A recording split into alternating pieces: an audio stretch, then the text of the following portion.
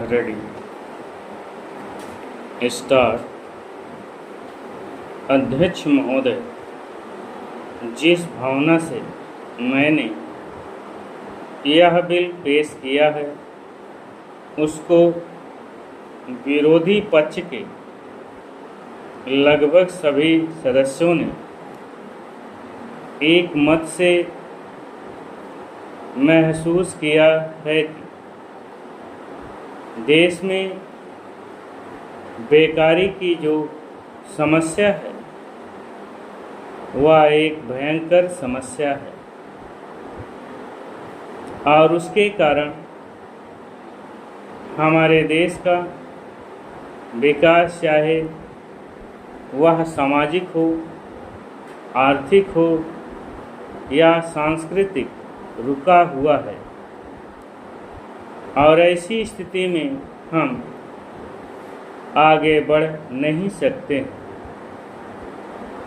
इसी प्रकार से इस परिस्थिति का निर्माण हम पिछले 54 वर्षों से देख रहे हैं। मंत्री महोदय ने यहाँ पर अभी कहा कि राष्ट्रपति इस काम को नहीं कर सकते हैं क्योंकि वह उनके अधिकार के बाहर है। आप राज्यों में राज्यपाल शासन स्थापित करते हैं जब यह देखते हैं कि किसी राज्य में वहाँ की व्यवस्था, वहाँ का विकास ठीक नहीं हो रहा है। जब किसी राज्य में गड़बड़ी फैल रही हो, विकास का काम समाप्त हो गया हो और जिम्मेदारी से लोग काम न करते हैं, तो वहाँ पर राज्यपाल शासन स्थापित किया जाता है। ऐसे बहुत से उदाहरण हमारे देश में मौजूद हैं। उसी प्रकार से हमारे राष्ट्रपति हैं और अगर देश में इस तरह की स्थिति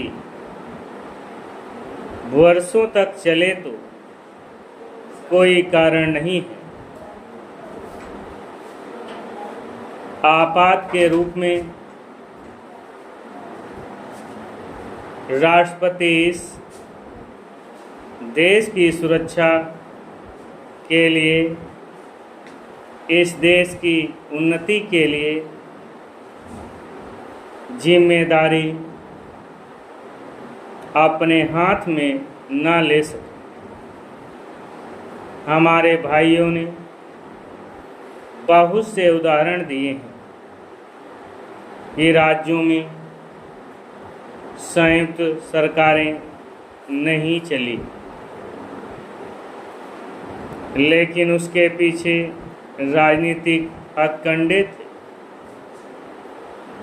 अगर कोई राजनीतिक पार्टी जिम्मेदारी से काम नहीं करती तो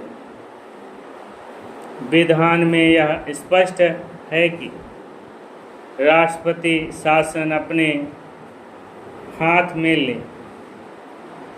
मैं एक उदाहरण देता हूँ कि संविधान में आदिवासी हरिजनों के उत्थान के लिए प्रण किया गया था कि 10 वर्ष में उनकी सामाजिक तथा आर्थिक स्थिति को सुधार देंगे,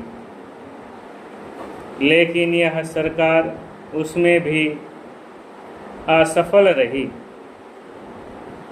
उसको एक बार 10 वर्ष के लिए बढ़ाया गया और दोबारा फिर 10 वर्ष के लिए बढ़ाया गया। इसी तरह से उसको बढ़ाते जा रहे हैं, लेकिन उनकी आर्थिक और सामाजिक उन्नति आप नहीं कर पाए हैं। इस काम में सरकार बिल्कुल असफल हुई है। पिछली बार सरकार पर अविश्वास का प्रस्ताव भी आया था और वह पास होने वाला था। इसलिए मेरा कहना है कि हमारे देश में यह जो बेकारी की समस्या है वह एक बहुत ही भयंकर समस्या है। इसका